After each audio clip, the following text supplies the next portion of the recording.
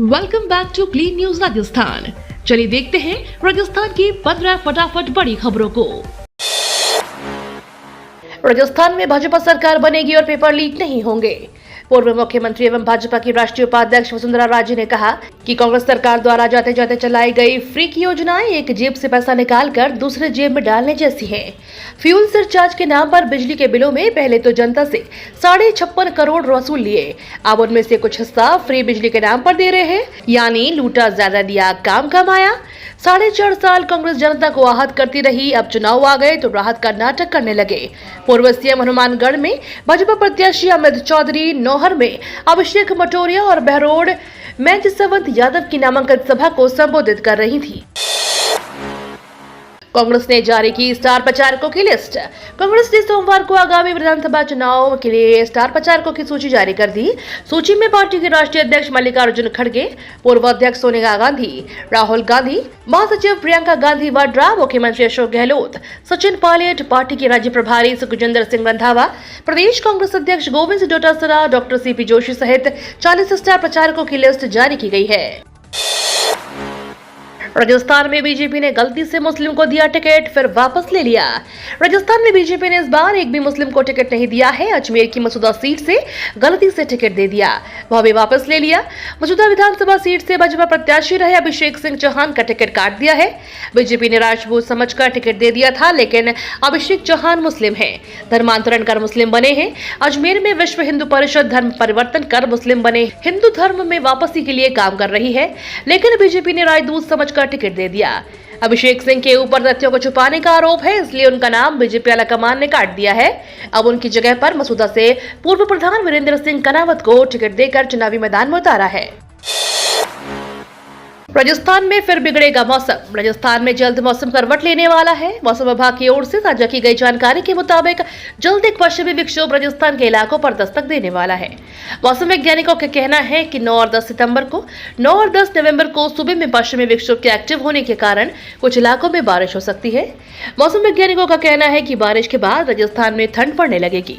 वहीं आईएमडी की ओर से साझा की गई जानकारी के मुताबिक आज 7 नवंबर की रात से एक ताजा पश्चिमी विक्षोभ पश्चिमी हिमालय क्षेत्र को प्रभावित करने की संभावना है। बीजेपी ने पार्टी ज्वाइन करते ही मलेंगा को बाड़ी से दिया टिकट। राजस्थान विधानसभा चुनाव के लिए बीजेपी ने उम्मीदवारों की 6वीं और आखिरी सूची जारी कर दी है। सूची में बारी, बाड़मेर और पचतरदा और पचपर्दा विधानसभा सीट से प्रत्याशियों के नामों की घोषणा की गई है। इसके साथ ही बीजेपी ने प्रदेश की सभी 200 सीटों पर उम्मीदवारों के नामों का ऐलान किया है। इससे पहले 5 लिस्ट में 197 उम्मीदवारों के नाम की घोषणा की गई है। नामांकन खत्म, बागियों की टेंशन शुरू। राजस्थान विधानसभा चुनाव के लिए प्रत्याशियों के नामांकन भरने की प्रक्रिया शुरू हो गई है। अंतिम दिन सोमवार को पार्टी प्रत्याशियों के अलावा टिकट मिलने से वंचित रही बड़ी संख्या में दावेदारों ने बगावत करते हुए नामांकन भरे। अब आज मंगलवार को नामांकन पत्रों की जांच की जाएगी। उसके बाद 9 नवंबर तक नाम वापसी का समय रहेगा। ये आगामी 2 दिन पार्टियों के लिए खास मशक्कत भरे रहने वाले हैं। इन 2 दिनों में पार्टियां जितनी डैमेज कंट्रोल कर बागियों को मना लेगी, उतना ही उनको फायदा होगा, अन्यथा की मुश्किलें बढ़ सकती हैं। कांग्रेस ने जारी की 40 स्टार प्रचारकों की लिस्ट। राजस्थान में विधानसभा चुनाव के मतदान में अब कुछ ही दिन शेष हैं, लिहाजा ऐसे में जहां कांग्रेस राज्य रिपीट करने की कोशिशों में जुटी है, तो वहीं बीजेपी रिवाज के सहारे नैया पार लगाने में जुटी है। प्रदेश की चुनावी जंग के इम्तिहान 25 नवंबर को होगा, तो उसके नतीजे 3 दिसंबर को आएंगे। ऐसे में मुख्यमंत्री अशोक गहलोत से लेकर वसुंधरा राजे और सचिन पायलट समेत तमाम बड़े चेहरे चुनावी मैदान में उतर चुके हैं। जोधपुर में खड़गे ने सीएम गहलोत के लिए मांगा वोट। राजस्थान विधानसभा चुनाव के नामांकन का सोमवार को अंतिम दिन रहा। शुक्रवार को सीएम अशोक गहलोत ने अपने गृह नगर जोधपुर से रिटर्निंग ऑफिसर के कार्यालय से जाकर पर्चा दाखिल किया। इसी बीच उनके साथ सीएम अशोक गहलोत की पत्नी सुनीता गहलोत और उनके बेटे वैभव गहलोत भी साथ रहे। चुनावी पर्चा दाखिल करने के बाद गहलोत ने चुनावी सभा भी की, जिसमें मल्लिकार्जुन खड़गे, गोविंद डोटासरा, कई दिग्गज नेता मौजूद रहे।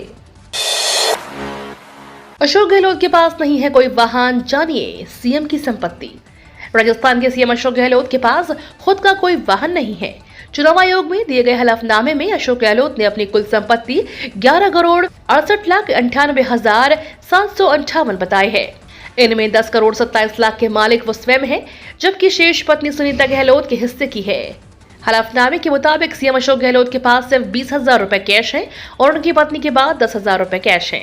गहलोत के पास खुद का कोई वाहन नहीं है, लेकिन पिछले 10 सालों से 10 गुना बढ़ी संपत्ति वर्ष 2013 में सीएम अशोक गहलोत द्वारा घोषित कुल संपत्ति महज 1,69,00,000 रुपए थी, जबकि वर्ष 2008 में वे 1,07,00,000 के मालिक थे। सीएम अशोक गहलोत की संपत्ति में वर्ष 2013 से 23 के बीच लगभग 7 गुने का इजाफा हुआ है। राजस्थान में गरमाने लगा जाट सीएम और भील प्रदेश का मुद्दा। राजस्थान विधानसभा चुनाव में एक बार फिर जाट मुख्यमंत्री और भील प्रदेश का मुद्दा गरमाने लगा है। राजनीतिक रूप से जागरूक माने जाने वाले जाट समाज ने जाट मुख्यमंत्री के मुद्दे को लेकर अभियान प्रारंभ किया। प्रदेश के 10 जिलों और 60 से ज्यादा विधानसभा क्षेत्रों में हार और जीत का फैसला करने वाले जाट समाज के प्रमुख नेता समाज में जागरूकता अभियान चलाते हुए तर्क दे रहे हैं कि आजादी के बाद से लेकर अब तक सभी जातियों के सीएम बने, लेकिन अब तक जाट समाज के किसी नेता का अवसर नहीं मिला। राज्य के करीबी यूनुस खान ऑटो में पहुंचे नामांकन भरने। राजस्थान की राजनीति में वसुंधरा राजे के सबसे करीबी सिपासलार माने जाने वाले यूनुस खान को भाजपा ने इस बार टिकट नहीं दिया है। उनके स्थान पर भाजपा ने डीडवाना से जितेंद्र सिंह जोधा को मैदान में उतारा है। टिकट नहीं मिलने से नाराज खान ने भाजपा का दामन छोड़ निर्दलीय चुनाव लड़ने का ऐलान किया है। उन्होंने नामांकन के अंतिम दिन निर्दलीय प्रत्याशी के रूप में नामांकन भरा। नामांकन के अंतिम दिन राजस्थान में प्रत्याशियों ने अपनी पूरी ताकत झोंक दी। हजारों समर्थकों की भीड़ के साथ रैली के रूप में उम्मीदवार नामांकन भरने पहुंचे। वहीं डीडवाना से नामांकन करने पहुंचे यूनुस खान का भी अंदाज निराला रहा। खान अपने 3-4 कार्यकर्ताओं के साथ ऑटो में बैठकर नामांकन करने पहुंचे। शांति धारीवाल को माफी, महेश जोशी को सजा। राजस्थान विधानसभा चुनाव के लिए कांग्रेस की 200 प्रत्याशियों की सूची में सिर्फ एक नाम हैरान कर रहा है और वो है शांति धारीवाल। अशोक गहलोत के विकास मॉडल कोटा में 7 अजूबे स्थापित करने वाले शांति धारीवाल ने कांग्रेस की आखिरी सूची में भी अजूबा कर दिया। अंतिम सूची में धारीवाल का नाम आते ही कांग्रेसियों में हैरानी छा गई। जयपुर से लेकर दिल्ली तक हलचल तेज हो गई।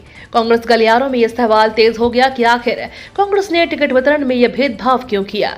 जब दोनों नेताओं ने एक ही गलती की थी तो फिर क्यों एक को सजा और दूसरे को माफी दी गई?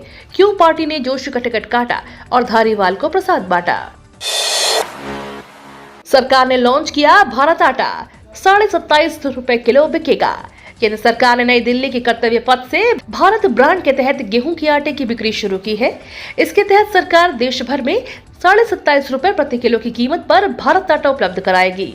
गेहूं की लगातार बढ़ती कीमत की वजह से त्योहारी सीजन में आटे की कीमत में तेजी को देखते हुए सरकार ने सस्ते दाम पर आटा बेचने का फैसला किया है। अभी देश में आटे की औसत कीमत 35 रुपए प्रति किलो है। मिडिल क्लास के लिए नई स्कीम लेकर आ रही है मोदी सरकार। केंद्र सरकार शहरी मिडिल क्लास को बड़ा तोहफा दे सकती है।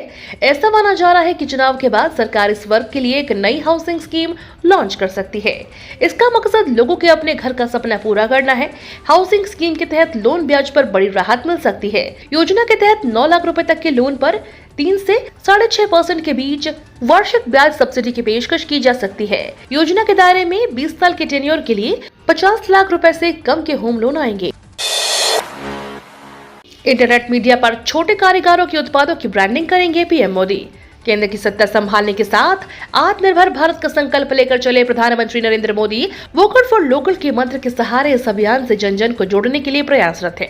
छोटे और स्थानीय कारीगरों, व्यवसायियों को विभिन्न योजनाओं से आर्थिक व तकनीकी सहयोग तो सरकार पहुंचा ही रही है, लेकिन प्रधानमंत्री आम जन में स्थानीय कारीगरों और उत्पादों की प्रति भावनाओं को भी आंदोलन का रूप देना चाहते हैं। ये तो थी राजस्थान की बड़ी खबरें। रोजाना सबसे पहले अपडेट पाने के लिए क्लीन न्यूज राजस्थान को अभी सब्सक्राइब करें।